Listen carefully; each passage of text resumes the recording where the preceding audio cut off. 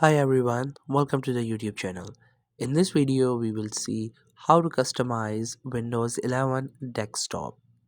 So if you're tired of seeing your all and basic desktop and you want some innovation and some different design, then I'll show you how it can be done. If you want to set the icons on the desktop, in that case you have to do a right click on view, and after that you have to simply click onto it and all of your icons will be adjusted, and after that you can just simply pick them up and set them in the center so they look aesthetically good. And after that you have to open the Microsoft Store and install this app, which is Celine UI. And once it get installed, you have to search for it and open it up.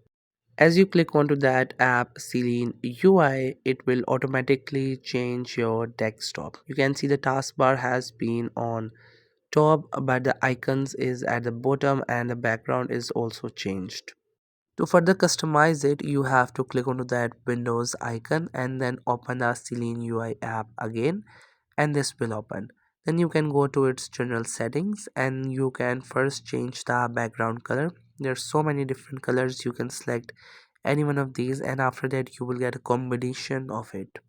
Then you can also change the date format if you want to, and on the right side you can see we have further more options. If you go to the themes, we also have these themes. You can go to any one of these. You can also get the start icons, the bubbles, whatever changes you select on, you will get their effect on your screen, like at the bottom where we have the icons, or maybe at the top taskbar we get these options.